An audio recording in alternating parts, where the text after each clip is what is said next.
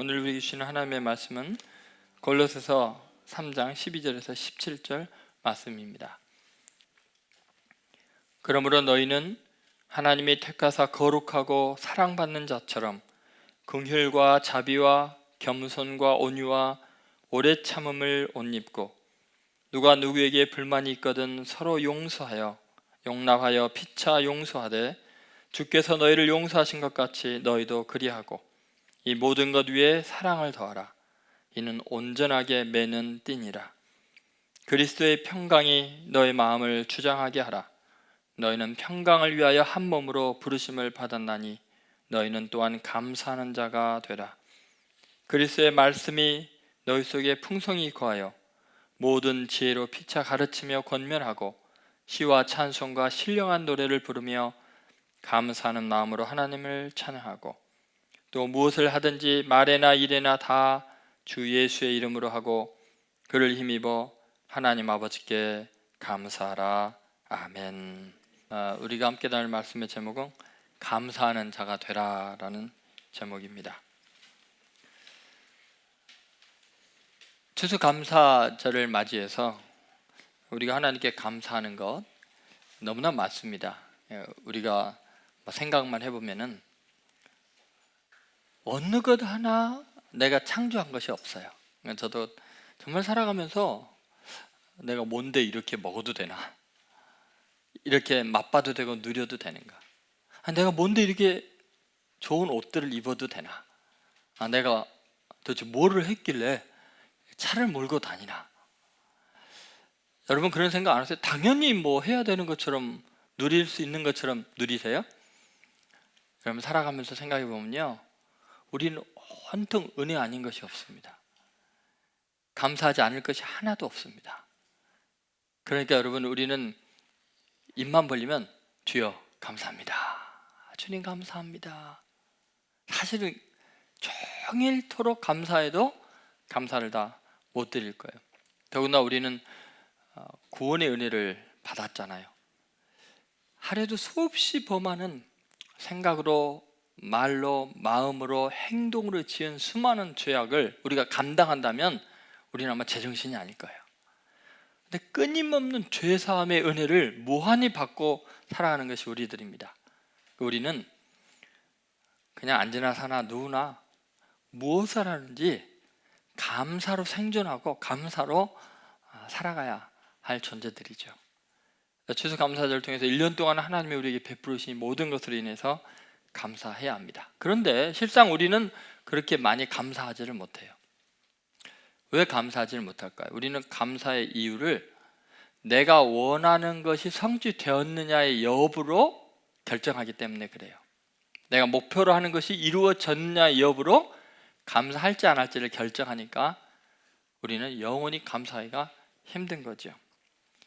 여러분, 감사는요, 은혜에 대한 자각으로만 진정한 감사가 가능합니다. 다시 말해서 내 공로, 내가 이룩한 것 때문에 감사한다는 것은 어불성설이에요. 내가 노력해갖고 내가 원하는 걸 이루었는데 무슨 감사할 게 있어요. 그런데 하나님이 나 같은 자에게 얼마나 많은 은혜를 주셨는가, 은혜에 대한 자각이 감사를 가능하게 한 거예요. 다시 말해서 우리가 감사하는 것은 자기 중심적인 행위가 아니고 감사는 타인 중심적인 거예요. 원래 하나님 중심으로 감사하는 것이 진정한 감사이고, 그럴 때는 우리는 감사할 게 너무 많아지고 일생 동안 감사로 충만한 삶을 살 수 있는 거죠. 그래서 오늘 이 추수감사절을 통해서 우리가 감사할 게 너무 많겠지만 그 중에서 신앙의 아주 본질적인 감사가 뭘까에 대해서 말씀을 나누려고 해요. 감사의 근원이 뭘까요? 정말 우리가 밑바닥 붙어서 완전하게 하나님께 감사드려야 되는 이유가 뭘까요? 그것은 그리스도의 평강 때문입니다. 예수님으로 인한 우리에게 주신 평강 때문에 우리는 감사하게 되죠. 자, 15절 말씀을 오늘 한번 잘 보려고 합니다. 15절 말씀 같이 읽겠습니다. 그리스도의 평강이 너희 마음을 주장하게 하라. 너희는 평강을 위하여 한 몸으로 부르심을 받았나니 너희는 또한 감사하는 자가 되라. 너희는 또한 뭐요? 감사하는 자가 되라. 그래서 오늘 설교 제목이 감사하는 자가 되라라는 겁니다. 자, 왜 감사하는 자가 되라래요? 오늘 이 한 구절에 두 개의 똑같은 표현이 나오죠. 평강이죠. 그리스도의 평강이. 그 다음에 너희는 평강을 위하여 부름받았다. 우리가 하나님께 감사하는 자가 되는 이유는 뭐냐면 그리스도께서 주신 평강 때문입니다. 여러분, 이게 얼마나 중요한가 한번 생각해 보세요. 우리가 감사를 못하는 이유가 뭘까요? 평강이 없어서 그래요. 여러분, 늘 불안하고 초조한 사람이 감사하는 거 봤어요? 불평하고 원망이 가득할 수밖에 없어요. 왜냐하면 불안하니까 공격적이 되는 거예요. 여러분, 왜 평강을 잃어버린 걸까요? 평강을 잃어버린 이유는요, 해결되지 않는 죄 때문이에요. 여러분, 죄가 있으면요, 쫓아오는 사람이 없어도 불안하고 도망 다녀요. 늘 긴장해요. 죄가 있으면 절대로 평강이라는 것이 불가능합니다. 그러니까 궁극적으로 그리스도의 평안이 너를 주장하게 하라, 이 말은 그리스도께서 우리에게 평강을 주셔서 그 평강이 우리의 상태를 주장하는 놀라운 은혜가 있기 때문에 또한 감사하는 자가 되라라고 말하는 거죠. 여러분, 죄가 왜 이 평강을 깨뜨리냐면요, 죄는 관계를 깨뜨리는 어마어마한 파괴력이 있습니다. 죄가 있는 곳에는요, 반드시 상처가 있습니다. 관계가 깨지는 아픔이 있습니다. 그런데 예수님께서 이 땅에 오셔서 하신 일이 뭐냐면 그 죄의 문제를 해결하신 거예요. 죄의 값을 다 치워주신 거예요. 죄를 완전히 제거해 버리신 거예요. 그러니까 그리스도의 평강이라는 게 뭐냐면 죄에서 자유케 되어서 우리에게 이루어지는 평강이죠. 그러니까 예수님께서 우리에게 주시는 평강이 도대체 어떤 것일까요? 오늘 이 말씀을 통해서 우리가 이제 깊이 나누려고 합니다. 그래서 먼저 이 죄 사함의 문제는 세 가지 차원에서 우리에게 이제 평강을 주고 놀라운 기쁨을 주고 감사의 이유를 제공하죠. 첫 번째는 하나님과의 관계예요. 한번 따라해보세요. 하나님과의 관계. 여러분, 하나님이 우리에게 어떤 관계 속에 있느냐에 따라서 우리는 평강을 누리기도 하고 불안을 겪을 수도 있어요. 그리스도의 평강이 우리를 주장할 때 이루어지는 현상은 뭐냐면 하나님과 관계가 회복이 되는 거예요. 여러분, 이게 굉장히 중요합니다. 우리들은 죄가 있을 때 늘 하나님께 벌 받을까 하는 두려움이 있습니다.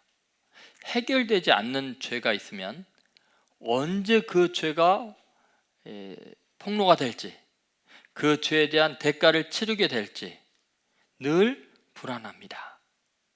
그런데 예수 그리스도께서 십자가에서 나를 위해 죽으시고 그 보배로운 피를 흘린 것이 내 죄를 대속하기 위해서 죄의 값으로 피를 흘리셨고 성령이 내 안에 임재하셔서 내 모든 죄악을 소멸해 주셨다는 확신이 있으면 우리는 평강을 누리게 되고 하나님 앞에 심판받으러 나가는 게 아니라 사랑받는 자로 나가는 놀라운 은혜를 경험하게 됩니다. 여러분, 우리가 예수님을 믿고 십자가를 붙드는 이유, 오직 믿음으로 구원 얻는 이유가 뭐냐면 예수님께서 나를 위해서 완전하게 죄를 해결해 주셨다는 그 믿음으로 살아가는 것입니다. 그러니까 여러분, 우리는 예수님 때문에 내가 세상의 죄악 가운데서 택함을 받았고 예수님의 보혈로 거룩해졌고 하나님과 관계에서 사랑받는 자가 되었다, 이걸 깨닫는 순간 우리는 완전한 평강을 누리고 이 평강은 빼앗을 자가 없게 되죠. 그 내용이 12절에 나와 있습니다. 골로새 3장 12절 같이 읽겠습니다. 그러므로 너희는 하나님이 택하사 거룩하고 사랑받는 자처럼 긍휼과 자비와 겸손과 온유와 오래 참음을 옷 입고 그랬습니다. 그러므로 너희는 뭐예요? 하나님이 택하사, 그리고 우리를 거룩하게 했어요. 왜요? 주님이 보배로운 피를 흘려서 죄의 문제를 다 해결해 주시고 씻어 주셨기 때문이에요. 예전부터 하나님은 늘 이 죄의 문제를 해결해 주시기 위해서 우리를 찾아오시는 분이죠. 오라, 우리가 서로 변론하자. 너 죄가 주홍같이 붉을지라도 눈과 같이 희어질 것이요 진홍같이 붉을지라도 양털같이 희게 되리라. 이사야서 1장 18절에도 말씀하고 있죠. 여러분, 하나님은 우리를 택하시고 그리스도의 보혈로 거룩하게 하시고 그 아들의 사랑 때문에 우리를 사랑하는 놀라운 은혜를 받았습니다. 그러므로 여러분, 적어도 하나님과의 관계에 있어서 예수님 때문에 우리는 하나님께 택함받았고 거룩해졌고 사랑받는 존재다. 이걸 확실히 믿으시기 바랍니다. 그걸 위해서 주님이 십자가에 죽으신 거예요. 우리가 십자가의 주님을 믿고 붙드는 이유는 우리 죄사함의 문제를 완전하게 해결한 가장 거룩한 지성소가 십자가이기 때문에 그런 거죠. 여러분, 그렇기 때문에 우리는 예수님 바라보면서 완전한 평강을 누리는 거예요. 죄사함의 확신을 갖기 때문에. 하나님이 택하시고 거룩하게 하시고 사랑스럽게 우리를 보시니까 우리는 그 안에서 기쁨이 충만한 거죠. 하나님이 얼마나 우리를 사랑하는가, 그것은 대가를 치른 만큼 사랑하거든요. 우리를 구원하기 위해서 어마어마한 대가를 치렀거든요. 그래서 우리를 바라볼 때마다 우리를 위해 죽은 그 외아들 예수님이 생각나시고, 내 아들을 희생해서 너를 택했으니까 너 절대 포기 못한다. 너는 내게 내 아들만큼 귀한 존재다. 너 살리려고 내 아들이 죽었으니까. 그렇게 우리는 사랑받는 자예요. 그래서 스바냐서 3장 17절에 그 유명한 말씀이 있죠. 같이 읽어보겠습니다. 너의 하나님 여호와가 너의 가운데 계시니 그는 구원을 베푸실 전능자시라. 그가 너로 말미암아 기쁨을 이기지 못하시며 너를 잠잠히 사랑하시며 너로 말미암아 즐거이 부르며 기뻐하시리라 하리라. 여기 보니까 너의 하나님 여호와가 너의 가운데 계신다. 임마누엘, 아들 낳으니 이름을 임마누엘이라 하래. 임마누엘, 하나님이 함께 계시다. 그는 구원을 베푸실 전능자시다. 여러분, 우리를 구원하는데 전능하신 분이라는 거예요. 하나님의 전능하심은 우리를 구원하는데 활용하시는 능력이에요. 그러니까 우리는 전능하신 그분이 귀한 아들을 희생해서 우리를 구원했기 때문에 우리는 영원한 평강을 누리는 거예요. 죄사함의 확신을 갖는 거예요. 하나님이 우리를 너무나 기뻐하시고 즐거워하시는 것을 알기 때문이죠. 그래서 우리가 궁극적으로 감사하는 이유는 뭐예요? 하나님과의 관계가 이렇게 회복이 되어서 하나님이 기뻐하는 사람이 됐으니까 우리 이거 한 가지만으로도요, 평생 감사하면서 살아도 그 은혜를 갚을 길이 없는 줄로 믿습니다. 자, 두 번째 하나님의 그 평강이 있어요. 그 뭐냐면 인간관계에서 주시는 평강이에요. 한번 따라해보세요. 인간관계. 자, 여러분, 근본적으로 죄사함의 문제가 하나님과의 관계에서 해결이 돼도요, 참 신기한 건요, 우리는 속에 죄성이 있기 때문에 또 아직도 아집이나 자아가 살아있어가지고요, 또 자존심은 살아가지고 인간관계에서 조금만 부딪히면요, 이 관계 속에서 죄가 다시 들쑥들쑥 일어납니다. 우리 속에 가라앉아있던 죄들이 또 끌어올리기 시작합니다. 그럼 관계가 파괴가 돼요. 죄 때문에 상처를 주고받게 되죠. 여러분, 인간관계 속에서 끊임없는 이 죄의 문제, 그 상처의 문제, 이게 회복이 안 되면 평강이 없습니다. 그래서 대부분의 사람들이 교회 와서 은혜를 받고 주님을 찬양하고 주님과 관계를 회복하면서 집에 돌아가면서 주차장에서부터 싸우고 집에 가서 싸우고 월요일은 회사 가서 싸우고 그리고 또 천부 예주에서 손들고 옵니다고 또 주일날 와갖고 울면서 회개하고 그러니까 여러분, 인간관계 속에서의 하나님의 치유와 회복이 없으면 그 상처는요, 하나님과의 관계가 깨지는 거 이상으로 아파요. 막 너무 괴로워요. 그런데 우리가 살아가면서 이거 피할 수 있는 방법이 없어요. 왜냐하면 세상에는 죄가 가득하니까. 내가 아무리 착하게 살려고 해도 안 돼요. 우리는 해결하고 싶어도 정말 죽는 순간까지요, 원수는 항상 있어요. 어디 가나요? 이걸 어떻게 해결할 수 있을까요? 그리스도 안에서 놀랍게 이것이 치유되는 은혜를 우리는 경험합니다. 자, 어떻게 할까요? 12절 한번 보시죠. 먼저 12절 보겠습니다. 같이 읽겠습니다.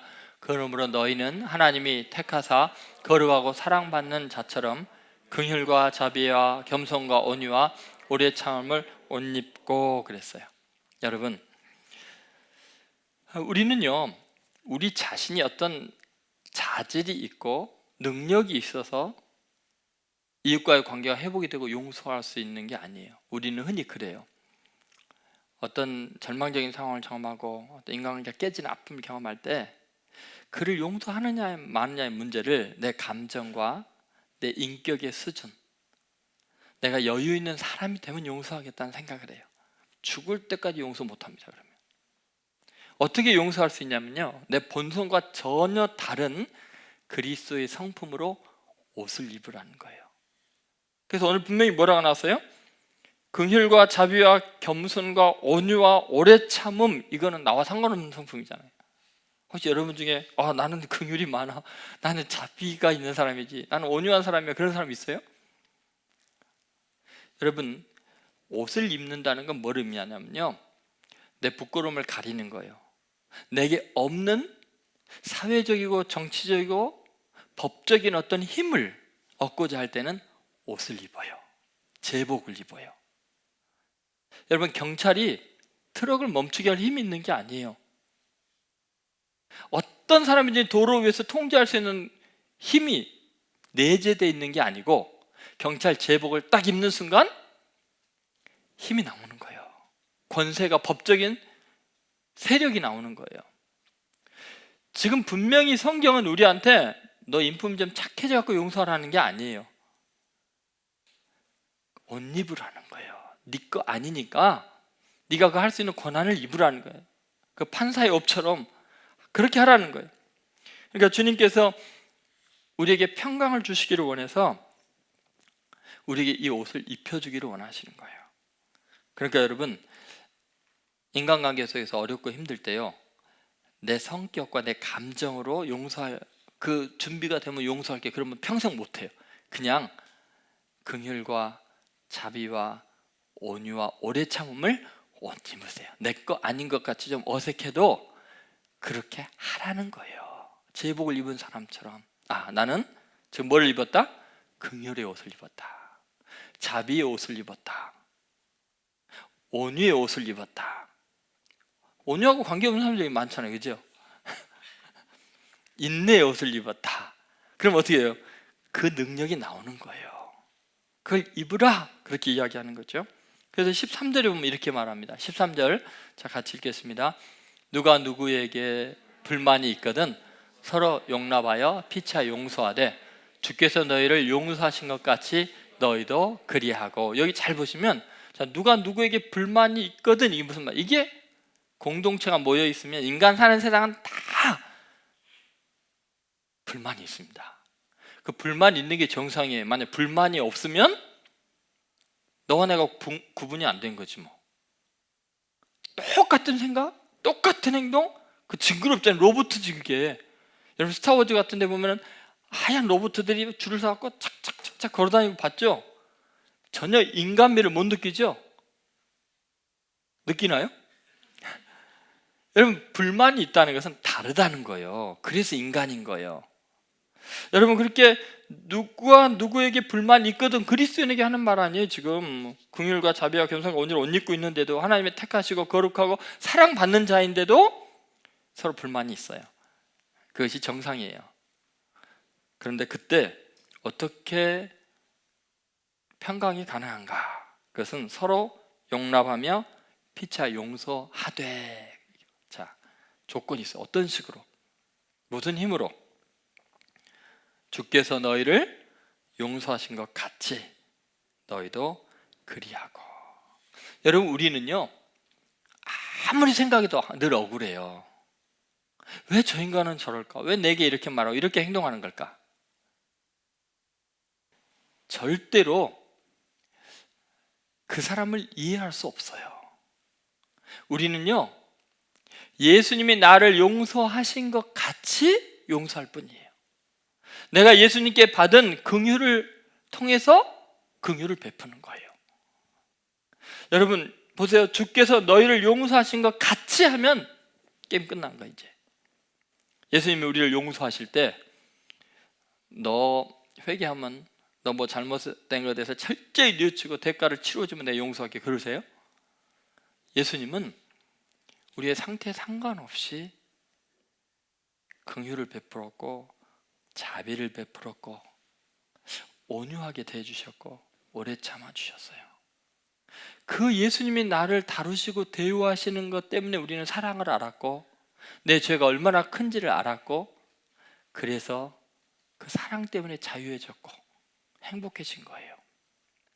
그 엄청난 죄사함의 은혜를 경험한 사람, 용서를 경험한 사람은 그 받은 사랑 때문에 내 힘이 아니라 주님이 날 대우하신 것처럼 다른 사람을 대우하는 방법을 알게 되는 거예요.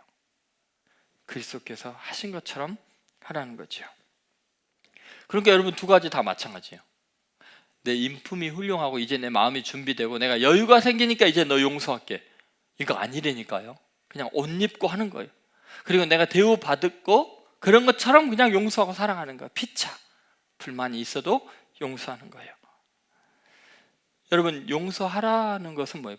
부탁이에요? 명령이에요? 명령이에요. 명령이라는 것은 지키지 않으면 대가를 치르게 돼요. 그리스도께서 너희를 용서하신 것처럼 너희도 용서하라 그랬는데 용서 안 해요. 그럼 어떻게 돼요? 그래 알았다, 나도 그럼 안 할게. 내가 너희를 용서한 것처럼 너희도 용서하라 그랬으면은 그 용서는요 명령이기 때문에 앞에 게 취소가 돼요. 뒤에 걸 안 하면. 그래서 우리는 주기도문 할 때마다 그러잖아요. 우리가 우리에게 죄진 자를 사하여 준 것 같이 우리의 죄를 사하여 주옵시고, 이거 건너뛰는 사람이 되게 많아요. 잘못하면 자기 용서받지 못할 말을 왜 하겠어요? 그죠? 여러분 우리는 주님께 받은 대우 그대로 남을 대우해야 돼요. 너희가 남에게 대접을 받고자 하는 대로 너희도 남을 대접하라 할 때 그 첫 번째, 너희가 남에게 대접을 받고자 할 때 그 남의 첫 번째는 하나님이에요. 너가 하나님께 대접을 받고자 하는 대로 너도 남을, 다른 인간을, 이웃을, 가족을 대우하라는 거예요. 여러분 우리는 입으로 하는 기도보다도 행동을 하는 기도가 더 강력하게 하나님께 전달된다는 것을 잊지 않아야 돼요. 내가 용서 안 하면 절대로 내 인생에 평화가 없어요. 왜요? 죄의 문제가 해결이 안 되니까요. 내가 다른 사람의 죄를 용서 안 하면 하나님도 내 죄를 용서할 수가 없어요. 하고 싶어도 안 돼요. 왜? 우리는 그 시스템을 거부하고 있으니까. 용서의 시스템을 거부하고 율법의 시스템, 정죄의 시스템을 지향하니까 그래 그럼 너는 그 가운데서 알아서 해결해봐라 그러실 거 아니에요. 여러분 우리는 주님께 감사하는 이유는 명백합니다. 주님께서 우리의 죄를 사해 준 것 같이, 그 말은 우리가 남을 용서하는 것이 당연한 게 되고 자연스럽게 되는 은혜의 세계를 경험했다는 거예요. 막 억지로 할 게 아니라 내가 주님께 받은 그대로 그냥 흘려보내면 돼, 용서를. 그러니까 평강이 지배하게 돼요. 이를 뿌득뿌득 갈면서 내가 반드시 복수하고 말기라 이런 비참한 인생이 어디 있어요? 훌훌 타버리고 주님 손에 맡깁니다. 불쌍히 여겨주세요. 그리고 나는 주님 주신 일을 하면서 살아가면 되는 거죠. 여러분 이것이 얼마나 중요한가. 주님이 바로 그 방법을 보여주셨어요. 주님은 이걸 어떻게 이겨나가셨을까? 주님은 당신이 그 성공한 것만 우리에게 이야기하셔요. 주님이 성공한 건 어떤 것이었을까요? 예수님은요 우리보다 훨씬 더 인간관계에 상처가 많으셨을 것 같아. 여러분 예수님만큼 배신당해 본 적 있어요? 12제자 선택했더니 한 명 남고 다 배신하고 도망갔어요. 그렇죠? 그중에 제일 믿었던 제자는 부인하고 저주하고 도망가고요. 어떤 놈은 옷 다 벗어 제끼고 도망가고 별짓을 다 했어요. 그렇게 사랑했던 백성들은 십자가에 못 박으라고 소리를 질렀어요. 자기를 섬긴다는 제사장들, 선지자들, 율법학자들 전부 다 예수님을 어떻게 하면 죽일까 의논만 했어요. 예수님이 인간관계의 상처는요 우리가 명함도 못 내밀어요. 여러분 중에 혹시 그런 사람 있어요? 예수님보다 제가 좀 상처가 더 인간관계 정말 힘든 것 같아요. 저 예수님은 내 심정 모를 거예요 라는 사람 있어요? 있어요? 번데기 앞에서 주름 잡지 마세요. 불가능해요. 그런데 예수님은 모두가 자기를 버리고 떠나갈 그때예요 놀라운 이야기를 하세요. 주님의 상황이 어땠는지 요한복음 16장 32절에 주님이 이런 말씀을 하셨어요. 자, 같이 읽겠습니다. 보라, 너희가 다 각각 제 곳으로 흩어지고 나를 혼자 둘 때가 오나니 벌써 왔도다. 그러나 내가 혼자 있는 것이 아니라 아버지께서 나와 함께 계시느니라. 주님은 이렇게 말하는 거죠. 다 떠나갈 거다. 다 제 곳으로 흩어질 거다. 여러분, 예수님을 다 버리고 갔으면요, 우리가 버림받는 건 이상한 일이 아니에요. 나 억울해요. 내가 뭘 잘못했다고 날 버리고 배신하고 이럴 수가 있느냐고 말할 수 있어요? 예수님은 그렇게 완벽하게 사랑했고 다 줘도 사람이 버리고 떠나는데, 사람들이 우리 버리고 떠나는 것은 자연스러운 일이에요. 여러분, 예수님만큼 사랑했어요? 예수님만큼 여러분이 인품이 완벽해요? 그렇게 훌륭하게 사셔도 버림받고 인간이 떠난다면, 우리 같은 인간 배신하고 떠나는 거는 다반사예요. 다반사. 그냥 당연한 일이에요. 그러니까 이상한 일 당하는 것처럼, 어떻게 내가 이런 일을 당합니까? 뭐 그런 일 당하도 싸지. 그죠? 다 버리고 떠났어요. 근데 놀라운 사실은 어떻게 예수님은 이기셨을까? 너희가 다 나를 버리고 떠나가도 누구 안 떠나요? 아버지께서 나와 함께 하신다. 너희들이 떠나가면 아버지가 더 가까이 오신다. 놀랍게 그 다음에 하시는 말씀이 이런 말씀입니다. 33절, 요한복음 16장 33절입니다. 같이 읽겠습니다. 이것을 너에게 이르는 것은 너희로 내 안에서 평안을 누리게 하려 함이라. 세상에서는 너희가 환난을 당하나 담대하라. 내가 세상을 이겼노라. 예수님 뭐라 하셨어요? 너희로 내 안에서 뭐를 누리게? 평안을 누리게 하려 합니다. 그리스도의 평강이 너희를 주장하게 하라 그랬잖아요. 그러니까 여러분, 우리는 예수님 안에서 완전한 평강을 누릴 수 있습니다. 예수님만 생각하면 사람들의 배신, 인간관계의 상처 다 이겨나갈 수 있어요. 그러니까 여러분, 이제 너무나 힘들고 어려우면, 죄로 인한 인간관계에서 아픔과 배신이 있으면요, 조용히 주님에게 나아가세요. 주님, 제가 이런 일 당하고 보니까 이제야 주님 마음 조금 이해하겠네요. 주님, 저랑 동창생 되신 걸 축하합니다. 그분의 평강을 누리시면 돼요. 그래서 사도 바울은 이걸 너무 많이 경험했죠. 빌립보서 4장 6절 7절에서 이렇게 말합니다. 같이 읽겠습니다. 아무것도 염려하지 말고 다만 모든 일에 기도와 간구로 너희 구할 것을 감사함으로 하나님께 아뢰라. 그리하면 모든 지각에 뛰어난 하나님의 평강이 그리스도 예수 안에서 너희 마음과 생각을 지키시리라. 아멘. 여러분, 다 주님께 아뢰세요. 주님이 다 아니까, 내 심정 경험 다 하셨으니까. 그래야 모든 지각에 뛰어나다는 건 뭐냐면, 내가 경험한 거 이미 다 경험해서 다 알고 계시니까 하나님의 평강이 그리스도 예수 안에서 너희 마음과 생각을 지켜줄 거라 그랬어요. 그래서 인간관계 속에서 여러분, 완전한 자유를, 평강을 오늘부터 누릴 수 있겠죠. 그 주님 때문에. 그러니까 주님께 감사할 수 있어요. 자, 세 번째, 우리가 어려운 게 뭐냐면 공동체와의 관계예요. 한번 따라해보세요. 공동체와의 관계. 여러분, 우리가 살아가면서 정말 우리에게 가장 필요한 것 중에 하나가 정말 아름다운 공동체 속에 내가 일원이 되는 거예요. 아무리 훌륭하게 살아도요, 내가 소속된 공동체가 없으면 인간관계 속에서 실패하는 게 되고요, 인생을 헛산 것이 돼요. 공동체에 들어가면 상처받을 게 뻔한데도 기어이 또 공동체에 속해갖고 또 부딪히고 살아가야 되는 것이 우리들의 아픔이죠. 그래서 아름다운 공동체 일원이 되는 것, 그것이 하나님의 평강이 지배하는 놀라운 은혜이기도 하지요. 자, 15절 말씀 다시 한번 보세요. 같이 읽겠습니다. 15절 말씀입니다. 그리스도의 평강이 너희 마음을 주장하게 하라.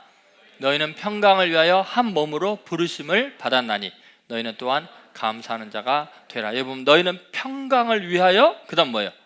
한 몸으로 부르심을 받았나니, 이렇게 이야기하죠. 여러분, 우리가 한 몸으로 그리스도의 평강에 참여하게 되었어요. 한 몸으로 부르심을 받았어요. 그 말은 여러분, 우리가 좀 이렇게 교회 나와서 예배 드리고 이런 것들이 이 자체로 우리가 한 몸이라는 거예요. 그것은 각 사람은 각 몸의 뭐예요? 지체이고 그리스도는 우리 몸의 뭐예요? 머리 되신다 그랬어요. 자, 여러분, 우리 각자가 공동체로 이룰 때만 온전함을 이루어요. 한 몸을 이루어 온전하게 되는 거예요.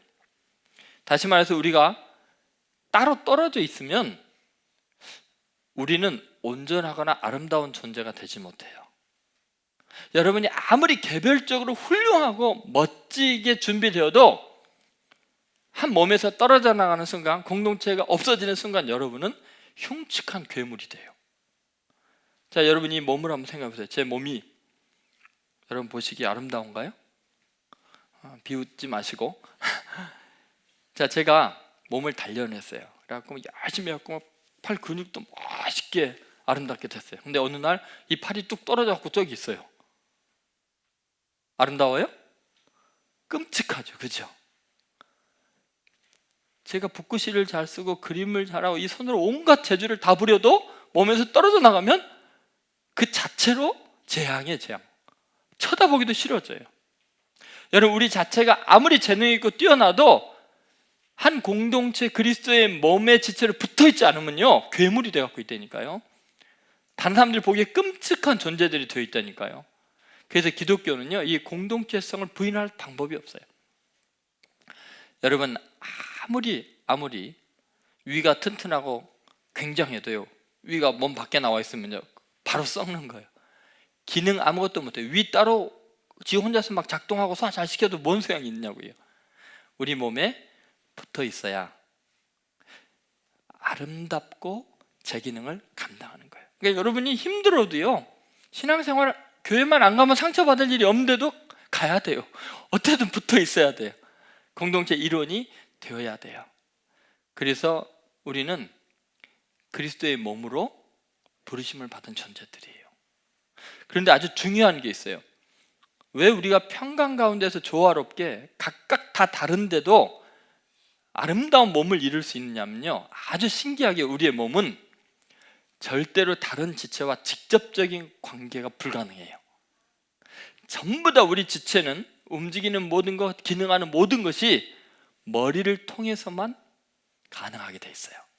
자, 예를 들어서 손이 발더러 너 그 각도로 서 있지 말고 90도 돌려. 손이 그래요? 절대로 손이 발을 주관할 수가 없게 돼 있어요. 여러분, 내 손이 내 위를 움직일 수가 없어요. 아무리 노력을 해도 내 눈이 내 귀를 다스릴 수가 없어요. 분명히 한 몸에 붙어 있는데도 어떤 지체도 직접적인 작용이 불가능해요. 전부 다 뭐를 통해서 해야 돼요? 머리를 통해서만 가능해요. 우리가 한 몸으로 부름받았다는 것은 뭐냐면 어떤 사람도 직접적으로 개인과 개인의 관계가 불가능하다는 거예요. 우리는 다른 사람을 볼 때 예수 그리스도, 우리의 머리이신 예수님을 통해서만 그에게 말할 수 있고 그를 대할 수 있고 그를 통해서 사랑을 받고 누릴 수가 있어요. 그래서 보네프 목사님도 그러고요 기독교 영성가들이 다 하는 말이고 바울이 수없이 하는 말이 그런 거죠. 우리는 예수님 때문에 연결되는 거예요. 다시 말해서 제가 여러분에게 직접적으로 뭐를 주장하지 못해요. 내가 목사라고 해서 여러분에게 함부로 그 회사 다 팔고 교회 짓게 헌납하시오 못해요. 제가 예수님께 기도해야 돼요. 하나님, 저 장로님을 감동하셔서 건물을 지켜 주십시오. 그러든 말든지. 제가 직접 하는 거는 월권행위예요. 이단들이나 그런 짓 하는 거예요. 무슨 말인지 알겠어요? 각 개인이 전부 다 그리스도와의 관계 속에서 나를 만나요. 자, 그렇다면 마찬가지예요. 어떤 사람이 내게 죄를 지었어요. 하나님, 용서 못합니다. 저는 안 돼요. 상처투성이에요. 안 됩니다. 그래서 그 사람에게 직접적으로 따질 수가 없어요. 누구한테 이야기해야 돼요? 중보 기도해야 돼요. 예수님, 저 너무 힘들어요. 김 권사 때문에 교회를 다녀야 될지 말아야 될지. 김 권사에게 직접 하면 안 돼요. 예수님께. 그럼 예수님이 알아서 변화시키듯이 죽이시든지 쫓아내시든지 회개시키든지 주님이 알아서 하는 거예요. 여러분 꼭 잊지 마세요. 병든 교회들의 특징을 보면은 목사나 장로나 권사들이요 직접 상대할 수 있다고 착각을 하고 있어요. 자기가 권위가 있다고 생각해서 혼내요. 그건 그리스도의 몸이 아니에요. 그것은 병든 잘못된 몸이에요. 여러분, 그런 의미에서 우리가 그리스도 안에서 한 지체가 되어 한 몸이 되었다는 게 어마어마하게 아름다운 공동체, 회복이 가능하고 질서가 가능한 멋진 몸의 이론이 되는 것을 의미하죠. 여러분, 이런 몸이 어떻게 한 몸이 될 수 있을까요? 각 지체가 어떻게 한 몸이 될 수 있을까요? 그 비밀이 있어요. 우리는 분명히 떨어져 있지만 우리가 한 몸으로 완전하게 연결되는 게 뭐냐면 사랑이라는 통로를 통해서요. 여러분, 우리가 하나님께 감사하는 이유가 뭐냐면 나와 전혀 다른 존재가 나의 연장선상에 있는 것처럼, 내 몸에 다른 것인 것처럼 연결되어 있는 놀라운 연합의 기쁨을 맛보게 되는데, 그 비밀이 사랑을 통해서 연결이 되는 거예요. 우리 신경만 뼈가 연결되듯이 정말 놀라운 일이 일어납니다. 그 내용이 14절에 나와 있죠. 3장 14절. 그래서 같이 읽겠습니다. 이 모든 것 위에 사랑을 더하라. 이는 온전하게 매는 띠니라. 무슨 말인지 알겠어요? 이 모든 것 위에 뭐를 더하라고요? 사랑을 더하라. 그러면 이는 온전하게 매는 띠라는 것은 우리가 서로 사랑을 통해서 온전해진다는 거예요. 다 다르지만, 각각으로 보면 문제도 있지만, 너무나 색깔도 다르고 느낌도 다르고 내 마음대로 원하는 대로 안 되지만, 우리가 사랑을 하게 되면 완전한 일체감을 느끼고 완전히 하나로 묶여지는 기적이 일어난다는 거예요. 여러분 믿습니까? 그러니까 여러분, 우리 주님께서 우리에게 주신 유일한 세 계명이 뭐예요? 내가 너희를 사랑한 것처럼 너희도 서로 사랑하라. 그래서 그리스도의 공동체, 평강이 가득한 공동체 특징은 사랑이 넘치는 거예요. 사랑이 모든 것의 기준이 되는 거예요. 사랑이 없으면 내가 아무것도 아니에요. 자기 몸을 불사르게 내어줄지라도 사랑이 없으면 아무것도 아니에요. 우리는 꽹과리가 된다 그랬어요. 여러분, 그러니까 모든 말을 할 때, 행동을 할 때, 교회를 위해서 섬길 때 사랑해야 돼요. 사랑으로만 해야 되고 친절해야 되는 거죠. 여러분, 이것이 얼마나 중요한가 다시 한번 생각해 보세요. 말씀을 한번 전체적으로 한번 정리하면서 이 말씀을 한번 생각해 봅시다. 3장 15절 다시 한번 보시면, 여러분, 어떻게 평강 가운데서 우리가 하나님께 감사하는 사람이 될지 이렇게 나오죠. 그리스도의 평강이 맨 밑에 또한 감사한 자가 되라 그랬을 때, 자, 어떻게 감사하는 이 평강이 우리를 지배할 수 있을까요? 그것은 이렇게 나와요. 그리스도의 평강이, 그 다음 뭐예요? 너의 마음을 주장하게 하라. 한번 따라해보세요. 그리스도의 평강이 너의 마음을 주장하게 하라. 여러분, 여기서 이 주장하게 하라, 이것은 그리스도의 평강이 너희 내면 속에서 전체를 통치하게 하라.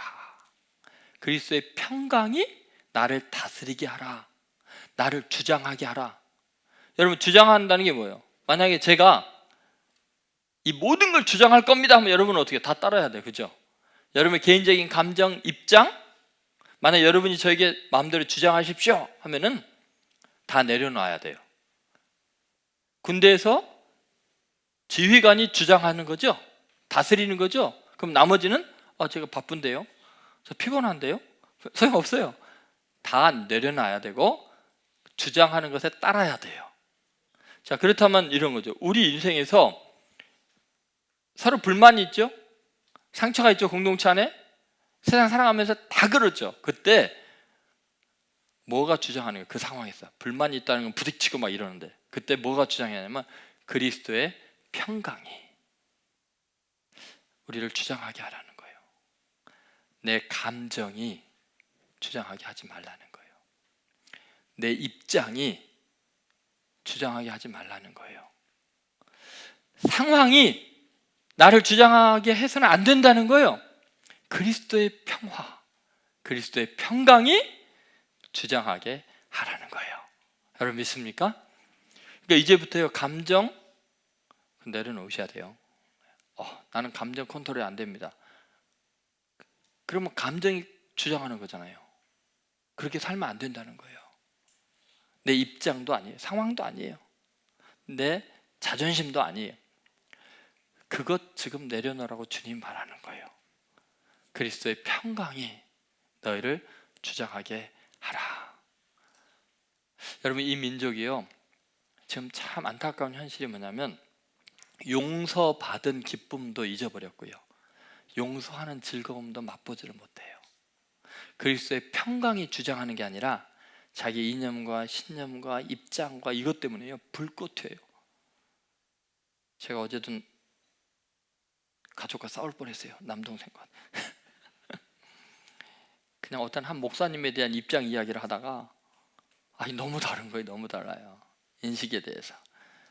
네, 여러분, 그때 내 자존심, 내 입장을 내려놓고 씩 웃으면서 그리스도의 평강이 나를 주장해 주기를 원합니다.